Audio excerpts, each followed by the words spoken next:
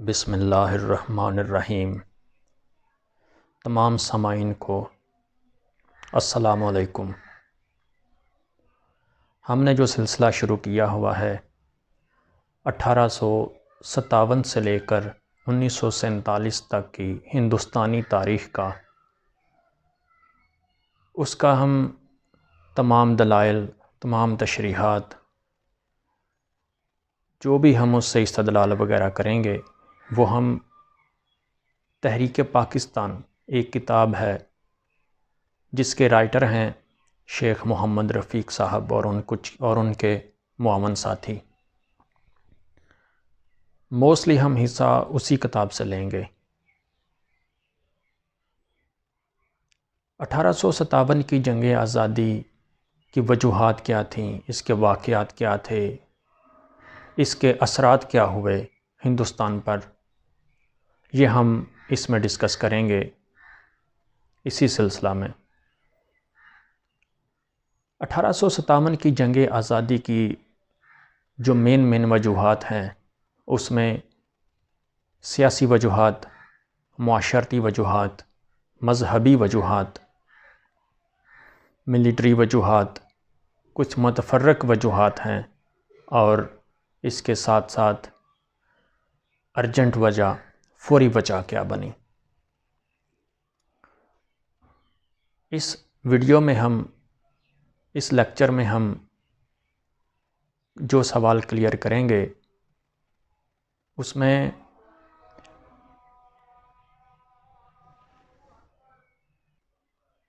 Social causes of the war of the independence 1857۔ Social causes میں، معاشرتی اسباب میں سب سے بڑھ کر یہ ہم اب بھی کسی بھی زمانہ میں، کسی بھی سطح پر، گھریلو سطح پر، معاشرتی سطح پر، محلے کی سطح پر، ملکی سطح پر، کسی بھی لیول پر ہم دیکھیں تو جو بیہیویئر ہے، جو رویہ ہے، وہ بہت زیادہ اکاؤنٹ ہوتا ہے لڑائی جھگڑے میں۔ تو اسے ہم اگنور نہیں کر سکتے۔ 1857 کی جنگ آزادی میں جو معاشرے کے لوگوں کا رویہ تھا وہ کیسا تھا انگریزوں کے ساتھ، اور انگریزوں کا رویہ کیسا تھا ہندوستانیوں کے ساتھ، اس وقت کے اسباب میں، معاشرتی اسباب میں یہ بہت زیادہ اکاؤنٹ کیا جاتا ہے۔ مس بیہیو ود لوکل نیٹیوز، اس میں ہم یہ اکاؤنٹ کریں گے، یہ دیکھیں گے کہ رویہ کیا تھا انگریزوں کا۔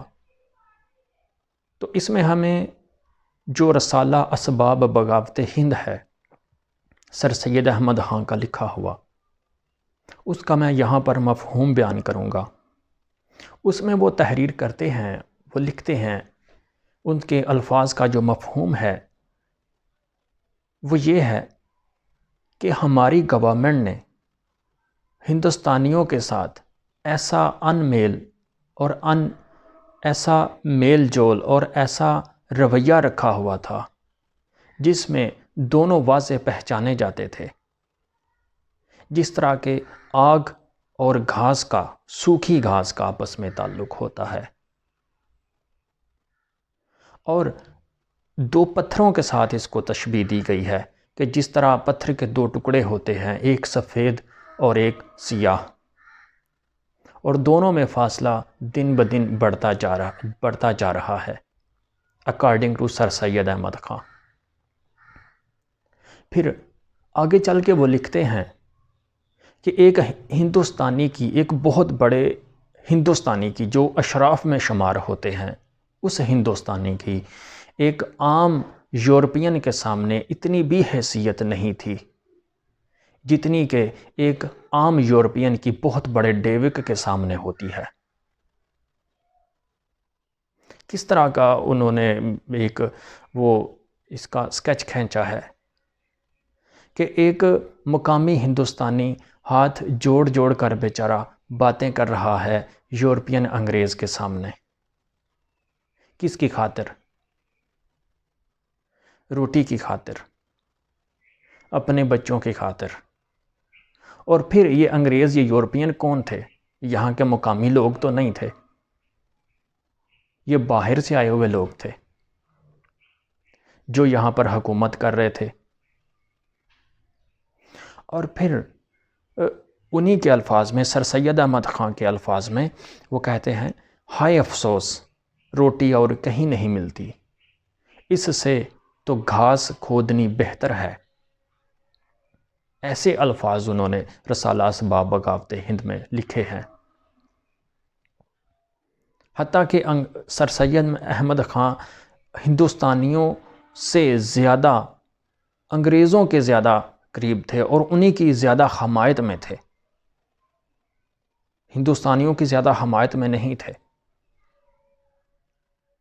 اس کے باوجود انہوں نے ایسے الفاظ لکھے ہیں کہ کس طرح انہوں نے ان میل رکھا ہے انگریزوں نے ہندوستانیوں کو. یہ کیا تھی اس وقت؟ انگریزوں کا رویہ، انگریزوں کی سوچ یہ تھی کہ ہم ان سے بڑھ تر قوم ہیں، ہم یہ حق رکھتے ہیں ان پر حکومت کریں. اس لیے یہ رویہ بہت زیادہ اکاؤنٹ ہوتا ہے معاشرے کے لحاظ میں، معاشرے کی سطح پر. اور یہ بھی ایک وجہ بنی انگریزوں کے ساتھ جنگ میں 1857 کی. دوسری وجہ اس کی، جوکنگ ود کلچرل ہیریٹیج. اس میں تضحیک کا نشانہ بنایا گیا مقامی لوگوں کی ثقافت کو، خاص طور پر مسلمانوں کی ثقافت کو. اس میں جو لارڈ میکالے ہے وہ کہتا ہے کہ مشرقی علوم کے ذخائر کا مجموعہ، تمام مجموعہ جو مشرقی ذخائر کے علوم ہیں، اس کا تمام مجموعہ مغربی علوم کی ایک کتاب کے برابر بھی نہیں ہے. تو اس طرح کے الفاظ کیا معاشرے پر اثرات ڈالیں گے؟ معاشرہ اس سے کیا رد عمل کرے گا کہ ہماری اتنی بھی حیثیت نہیں ہے؟ حتیٰ کہ ان کی جو مغلیہ سلطنت کی لائبریریز تھیں، جو حکماء حضرات تھے، یہ بڑے اعلیٰ قسم کے حکماء حضرات تھے. فقہ کی تعلیمات، احادیث کی تعلیمات یہ بہت بلند پایہ کی ہوتی تھیں. عربی کی تعلیمات، فارسی کی تعلیمات بہت اہم تھیں. مگر اس طرح کے قول مقامی لوگوں کے لیے بہتر ثابت نہ ہوئے. کس حد تک کوئی ایک اپنی بے عزتی برداشت کر سکتا ہے؟ ہندوستانی مقامی لوگ جس طرح ایک عام آدمی ایک یورپین کے سامنے نظریں جھکا کر، ہاتھ جوڑ کر یس سر کرتا ہے، اور آگے سے جو صاحب ہے وہ دشنام دہی پر اتراتا ہے، بد کلامی کرتا ہے، ایسا رویہ کس حد تک برداشت کیا جا سکتا ہے؟ اس کے ساتھ ٹریٹ ود مسلمز، مسلمانوں کے ساتھ جو بدسلوکی، خاص طور پر کیونکہ انگریزوں نے جو حکومت حاصل کی تھی وہ مسلمانوں سے حاصل کی تھی، مسلمانوں سے کھوئی تھی. تو ان کا مسلمانوں کے ساتھ جو رویہ تھا، جو سلوک تھا، وہ اتنا قابل برداشت تو نہیں تھا. مسلمانوں کو سماجی لحاظ سے، نوکریوں کے لحاظ سے، اس کے علاوہ کورٹ میں کسی بھی جگہ پر، ہر سطح پر مسلمانوں کو ڈیگریڈ کیا گیا. اور اس کے بعد ایک اور جو وجہ معاشرے میں پھیلی گئی، اس کو ہم مسلینیس کازز میں ڈال سکتے ہیں، متفرق وجوہات میں اس کو شامل کر سکتے ہیں. وہ یہ تھی کہ ایک ایسی افواہ پھیل گئی، یہاں کے مقامی ہندوستانی لوگ ان کو سادہ لوح بھی کہا جا سکتا ہے اور ان کی عقل کی کمی بھی سمجھی جا سکتی ہے۔ وہ کیا تھی؟ وہ یہ تھا کہ یہاں کے مقامی ہندوستانیوں میں ایک سوچ ابھری، ایک افواہ ابھری کہ جس طرح ہندوستان میں 100 سال بعد تبدیلی آتی ہے، حکومت کی تبدیلی آتی ہے، 100 سال بعد انقلاب آتا ہے، تو جنگ پلاسی کو گزرے ہوئے 100 سال ہو گئے تھے۔ وہ 1757 میں ہوئی تھی اور یہ 1857 میں ہوئی تھی جنگ آزادی۔ تو مقامی لوگوں کو ایک یہ بھی تھا کہ جنگ پلاسی کو ہوئے 100 سال گزرا ہے، تو اب 100 سال بعد یہاں پر انقلاب آتا ہے، حکومت چینج ہوتی ہے، تو 100 سال گزر گیا ہے، اس لیے ہم ہمت کریں گے، ہم لڑیں گے، تو ہم حکومت کو تبدیل کر لیں گے اور جو انگریزوں کی حکومت ہے اس کو ختم کر دیں گے۔ یہ بھی ایک افواہ تھی جو ایک سوچ کو بدلنے میں کافی کار فرما ثابت ہوئی،